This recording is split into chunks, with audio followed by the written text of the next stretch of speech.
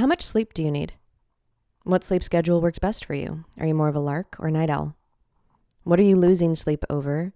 And what do you want to show up well rested for? Hi, this is Sara. I'm a relationship coach, dancer, and Taoist. In every episode, I'll be exploring psychedelics, well-being, or the human experience, and this one is on sleep and how to reimagine your evening ritual. When I was at the peak of my dancing, I was dancing probably 4 or 5 hours a day, 4 or 5 days a week. And the amount of sleep I needed was 9 hours every night in order to wake up feeling well rested. And the way I could tell I'd gotten a good night's sleep is I didn't wake up headachy the next day. And it was the same kind of headachy feeling if I was sleep deprived as if I hadn't had enough water or maybe too much to drink the night before. So being clear-headed was one of the ways that I knew that I was getting enough sleep. And that idea of getting enough sleep is kind of interesting because, as Matthew Walker points out in his book, Why We Sleep, people tend to be either a 7-hour-a-night kind of sleeper or a 9-hour-a-night kind of sleeper. And this idea that we need 7.5 to 8 hours is actually an average of those two preferences. And so a lot of us are aiming for this middle zone. But if you're a 7-hour person, 7.5 to 8 is going to feel like too much. And if you're a 9-hour-a-night person, 7.5 to 8 hours is going to feel like too little. So we're really trying to hone in on our particular sleep preferences so we can give our bodies what we need as individuals rather than just this kind of average across, what the culture is saying that we need. And let's be honest, the culture really privileges larks. This idea of like the early bird gets the worm and the 9-to-5 job is really better suited to people who like to go to bed a little earlier, wake up a little earlier, versus the people that have that creative spark where they wake up at 2 a.m. or they're still up a Jack in the Box at 2 a.m. and all of a sudden they get a great idea for a story or a podcast or, a dance choreography where that creative impulse is hitting later in the night and they're working until the birds start singing first thing in the morning and then they're going to sleep when all the larks are waking up. But we know, for instance, like teenagers, they need more sleep. I forget what the exact quote is, but it's something like 10 or 11 hours. Like there's something way higher that their brains need in order to be well rested. But school still starts so early, and so they're sitting in their seats trying to focus before their brains are fully awake, and it's not super functional, and yet we have this idea that that's how we're going to teach people how to be successful, how to be proficient in their learning. Those of you that know me know that I just actually think we're trying to train good worker bees who are obedient and do what they're told to do, regardless of what their body's telling them. But I digress. This whole idea of how much sleep we should be getting, when we should be getting it, how we should be getting it, was really different before the Industrial Revolution. So Roger Eckerk talks about this. He has an article called Segmented Sleep in Pre-Industrial Societies. And he talks about that before the Industrial Revolution, that sleep was actually more biphasic than it was monophasic. Monophasic being when we're sleeping for an entire block, so sleeping for all 7 hours in one go, versus biphasic, where you would go to sleep for a few hours, maybe 3 or 4 hours, then wake up, do some chores, milk the cow, write a little poem, and then go back to sleep for the next chunk sometime later. And it seems like, biologically at least, that it doesn't super matter if we sleep all in one stretch or if we get it biphasically, as long as we're getting enough hours over the course of a day. But the Industrial Revolution, with its assembly line and its need to have workers around, also the introduction of the electric light bulb and how that affected our sleep schedule. Really, it was so that people would go to bed at a certain time so they could wake up the next day in time for work, so they could be on the assembly line at a particular time. And then they would work as long as electric light bulbs and electricity would let them work for, and then they were allowed to go home in the dark and then sleep until they needed to be good workers again the next day. So I just already want to open this podcast challenging this idea of how much sleep you should be getting, when you should be getting it. And I really encourage you to tune into what works for you. Like, do you get maybe a block of 4 hours, wake up, go out, do a run, do some Qigong with the sunrise, come home, have breakfast, and then take a little siesta in the afternoon? That sounds pretty dreamy to this Taurus, I can tell you that. So I'm really going to stay away from this idea that there's a right way to do something or a wrong way to do something, but really stay in this inquiry about what works for you personally. And I'll share what works for me and take what you need and leave the rest. So when I'm thinking about my evening ritual, I'm thinking about it in three different parts. So I said I was a Taoist, right? And so I think about this in terms of the three different dantians. And the lower dantian is our body. It's our Jing center.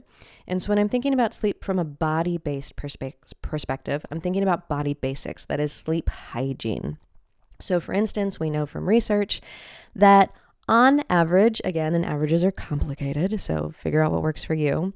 But on average, keeping your room cooler, as in around 65 degrees, is going to be one of the things that lets you drop into deeper sleep. If you're too warm, you're going to be tossing and turning. If you're too cool, you won't be able to fall asleep either. So finding the temperature that allows you to drop into those deeper layers of sleep. Also, it's super trendy to have blue light blocking glasses right now. I love them. And I'm going to be perfectly honest here. The placebo effect is strong in this one. So however much they're working, is up for debate, but it seems to be working for my body. So I'll pop those on if I'm watching a little Witcher before I go to bed at night, or scrolling through Instagram as we like to do before bed and first thing in the morning. I'm also doing other blue light blocking tactics, like I'm using the night mode on my phone so that the screen gets yellowed out. I have that on my laptop as well. So I'm trying to limit my blue light exposure because I don't have the idealism that I'm going to not be on my phone before bed or that I'm not going to watch TV. That's going to keep happening. So I need to do other things in order to mitigate it.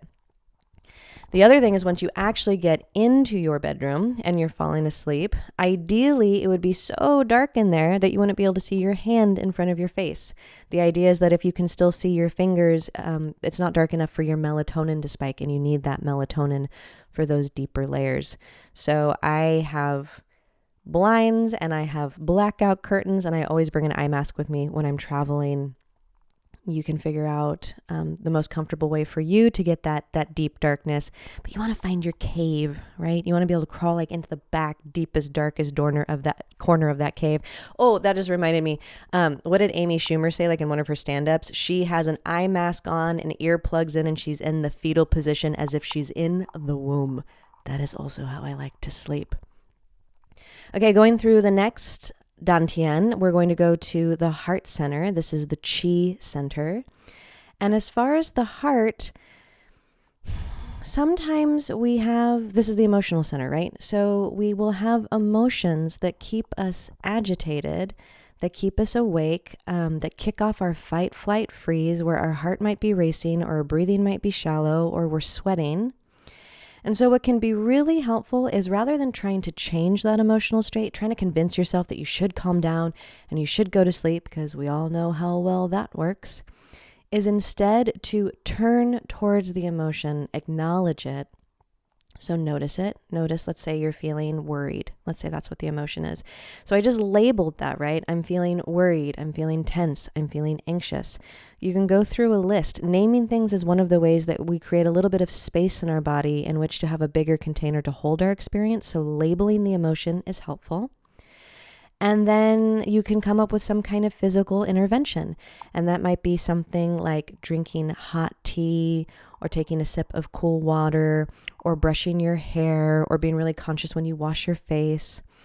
And all of those things that I just mentioned are physical interventions for an emotional state.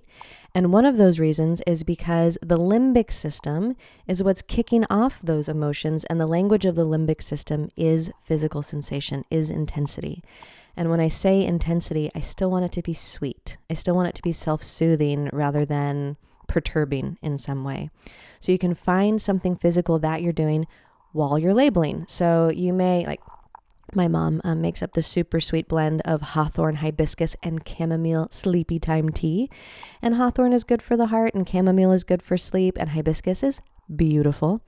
So it makes it this really nice rosy pink tea. But you could be sipping your tea and going, I feel worried. I feel anxious.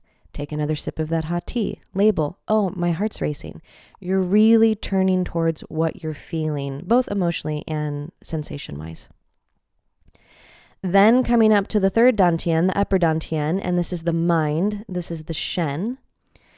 And it's really important that our minds get that deep, deep sleep, because that's the time when all of the things that we don't need in our minds are being pruned, and all of the things that we do want to keep, like those piano lessons that you finally got around to learning, or German, whatever it happens to be, That's when all of that gets polished, is in those deep layers of sleep. And so you want to make sure that the mind has a chance to do its thing. Also, I want to take a little tangent here and talk about nightmares for a second. And there's some research out of UC Berkeley that says that nightmares are actually one of the ways that we process our stress. And that often what nightmares are doing is they're taking something that we're worried about and then seeing how likely it is to happen. So it's this idea that if you have, let's say, like 2 different pieces in your mind and you're like, okay, I'm really worried about this happening in this particular context. Like, I'm really worried that I'm going to show up to work and the presentation isn't going to go well. And then in the dream, you're imagining that everyone is standing around pointing and laughing at you. You've completely lost all of your notes. None of your tech is functioning. And by the way, you also have laryngitis. That part of the reason you're dreaming that is because your mind is seeing how possible it is. And if you're dreaming it, it's actually not very likely that it's going to happen because it's trying to get rid of options that aren't very likely. So here's the good news. If you have a nightmare about something, it's probably not going to happen to you because your brain just eliminated that as something you actually need to worry about. Anyways, back to the mind. If your mind is spinning, if you're having a hard time letting go of your thoughts, again, rather than trying to convince yourself to be super Zen, Buddhist, quiet mind, it's actually helpful to write it down. And you can write it down like the old-fashioned way with pen and paper, or you can actually get out the notes on your phone and just write yourself a little message.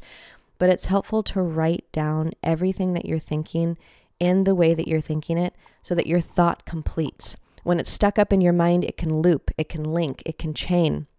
Again, as the dancer in me thinks of like chaînés, which means linking turns. And I feel like that's what our thoughts do. They just spin and spin and spin, like one looping into the next. When you write it down on paper, there's an end point. There's a exclamation point. There's a question. There's a sentence. There's something that ends the thought. And then you want to write down everything that you're thinking, and you're not allowed to think it anymore if it's on that piece of paper because you've already thought it. And if you've come up with solutions, you can write solutions down. If you have to-dos, you can write all your to-dos down, but that you don't get to ruminate on them once it's already down on that piece of paper. You only get to think about something if it's actually a new thought. So that's my suggestion for body, heart, and mind possibilities as to why it's so hard for you and to really contextualize why it's so hard. That there are these cultural factors, our devices and electric light bulbs and work schedules and expectations around how and when we should be doing things. And I just really want you to be able to find what works for you.